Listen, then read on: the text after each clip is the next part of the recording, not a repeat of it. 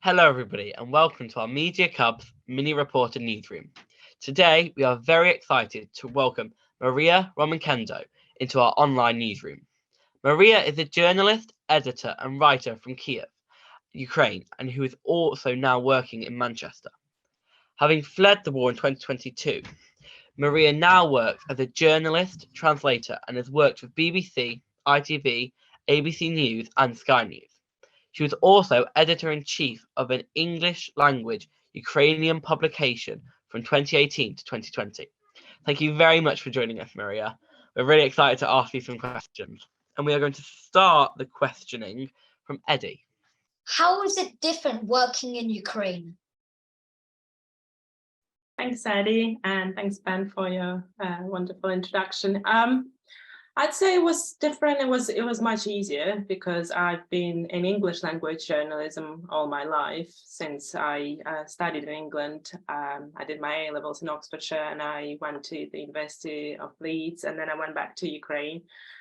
So English language journalism in Ukraine is a very small clique, everybody knows each other, and it was very easy to climb up quite high very, very quickly, especially when I was there. Now I think there's way more English-speaking journalists in Ukraine, but at the time I was like one of the very, very few, especially if you look at social media, there's maybe like 5 sort of relatively high-profile journalists at the time. So it was easier, definitely. It was, I don't know, I'm not sure I'm the best person to compare, because even when I'm here in England, I still report on Ukraine. So it's not like I've experienced too much of the news world in England.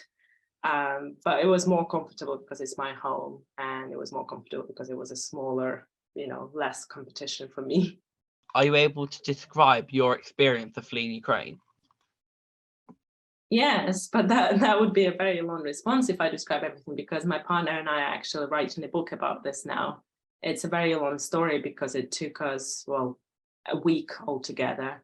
And in that week, we were 40 hours it took us to cross the border from Ukraine into Poland. And out of those 40 hours, 23 hours were spent on our feet without any water, food, or toilet facilities. And I didn't even think it was humanly possible to go without toilet facilities for 23 hours, but I'm living proof of that, we managed to survive that. So that was a very, very tiring and difficult experience. We saw people being carried out on stretchers, and we saw people fainting and people even being crushed to death. So we had a very tough time, mainly because it was the first day or the first couple of days since full-scale war started, and everybody was doing the same thing as we were, which led to very big crowds at the border. And then we had spent further 4 nights, I think, 4 nights trying to fight the British bureaucracy to get permission for me to enter the UK. So it took us a week, but then, it was just tiresome and long, but other people actually had to go through 12 checkpoints, Russian checkpoints, and filtration camps, where their social media and their phones were checked to make sure there was nothing pro-Ukrainian on their phones. So I can't really compare my experience to other people's, because other people had it much worse. But we like telling our story because, we can both speak English really well, and it's important because through telling a story, you can make sure that the country stays in the headlines. So we keep talking about our story because it helps people to be aware about what's going on in Ukraine. What made you want the journalist job? Well, I always loved writing. Ever since when I was a kid, I created this self-made magazines that I was the editor of, at the age of 6, 7 or something. So I guess it was always somewhere there at the back of my mind, although I probably wouldn't have admitted it at the time. And then when I went to school, I liked writing. And then when I went to university, I did joint honors, but the subject where I got to write a lot was my favorite.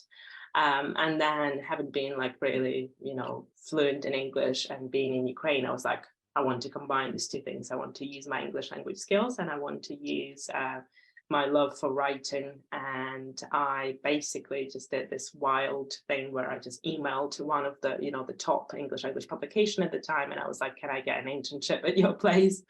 And the guy responded, the editor-in-chief responded, like, I think the same day or maybe the next day, but very, very fast. And was like, sure, yeah, come along on Thursday or whatever it was. And that's how it all started. It was really just being inspired enough at the time to make something this, quite brave by just emailing somebody you don't really know. What do you find challenging? I would say, well, I'm quite an anxious person. So I think to this day, I still feel, every time there's a new task or something bigger than I've ever done, I get really anxious and I just can't stop that. I can never, prevent that. It just happens. It's just a way of trying to be a bit better with managing that. And still to this day, when I have a very busy day, and by the way, I had a very busy day today as well, I still, like, the next day I will be probably like lying on my bed the whole day because I just need to recover. I'm very I need my time to recover, and I'm a very anxious person, so that's probably still a challenge, but I'm trying to do my best with overcoming that, or at least managing it better. What do you enjoy doing outside of your job as a hobby? I really enjoy running, and I should be doing more of that. But the last year has been very tricky. I've been way busier than I normally am, and way more stressed, I would say. This year has been unprecedented in my life, so I've been not doing it as much as I normally do. But if I get my 2 runs a week, then I know I'm on a good path, like running really. And it's not even fast running, it's just running at my own pace, just running for my mental health. So running and reading, I read every morning. If I don't get my hour or so of reading whilst I have my breakfast, I'll be very grumpy. Just ask my partner, he'll tell you that. So like reading every morning is very, very important for me as well. So running, reading, journaling as well. Journaling is very good. If you can get at this age, if you can get into journaling, you'll feel like very soon how beneficial it is. It helps you clear your mind and sort of have a bit of more structure of your life. Do you want to return back to Ukraine? Yes, very much so. I mean, I want to go back. Even now, it's been a very long time, but we will go back. My partner and I will go back and help with the rebuild of the country. He has, he will help with his business connections and his sort of, kind of bridging Britain and Ukraine. I will help by reporting on what's going on. So we have the intention to go back as soon as Ukraine wins. How has the war affected your career? Yes, well, it changed it certainly, because I used to just be on that end where I report on things or edit articles or just kind of just do the writing or reporting. And since the full-scale war, I had to be on the other side of the screen, or what do you call it, the process, because lots of media organizations have been interviewing me.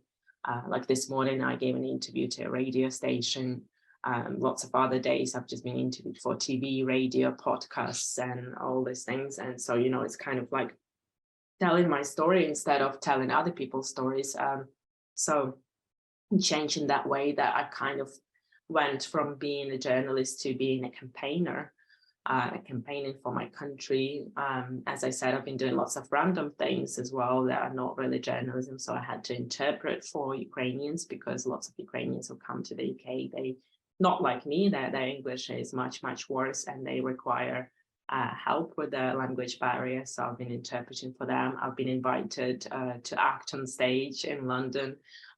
So I've been invited to many, many other things. I can't even remember everything now, but it's definitely been a lot more varied. I would say there is like a good side of it, as in like there's so much attention to Ukraine that led to some opportunities I probably wouldn't have had if the full-scale war didn't start, such as, reporting for radio in Manchester and reporting for ITV.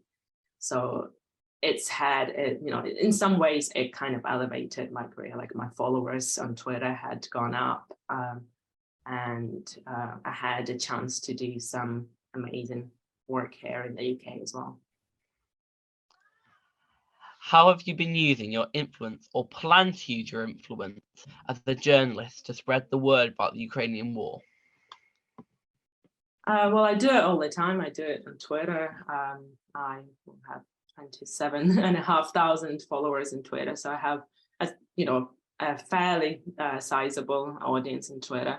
So that's a very good thing for me, because that means that I have, I can, like you just said, I can talk about what's going on, and I can use that to get help for Ukraine. I can share messages where somebody's looking for help. I can raise money. In the very first months of the full-scale war, I tweeted about, there was a hospital that was treating military, like Ukrainian soldiers, and they needed some insulin. And I tweeted about that, and I think I raised something like close to $2,000 for them. So, you can use your journalistic sort of career to put it to a good use. And also that kind of allows you to know many people through journalism. So, when we have my partner and I have some ideas, we can put it out on my Twitter, and then people will reach out and they'll be up for those ideas. That's how I started free walking tours of Manchester for Ukrainians, just by reaching out to somebody and who was already doing it in English in Manchester, and they agreed to it. So it allows you to have connections. And then I'm doing a similar thing in Liverpool now, where I'll be introducing Ukrainians to Liverpool. So it allows me to bridge connections more easily, because of the people who follow me. They can put me in touch with most people that I'll need. So I've been very fortunate in the ways that I can realize some of the thoughts and ideas that I have for the greater good for Ukraine.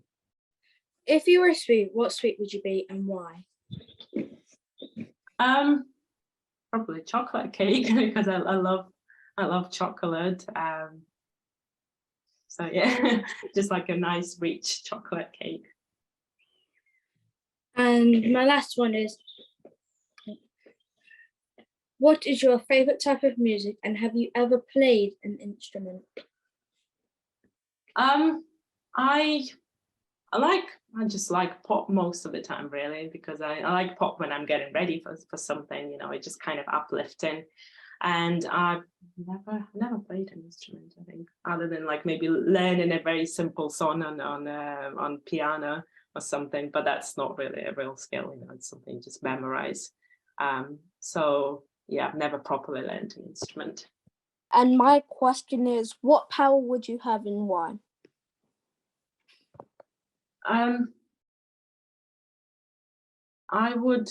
It's going to sound probably quite hippie, but I would like to be able to stop the wars and bring peace to the world. But I know it's hard and it's not possible. So it probably doesn't sound like something that would be possible. But at the moment, it's just priority for everybody in Ukraine to just be able to stop the suffering of people and stop the suffering of children, adults, and every aspect of the society. Everybody's suffering, so I would have loved to stop that. Thank you very much for joining us for our interview. And thank you very much, everybody, for watching, and we will see you all next time.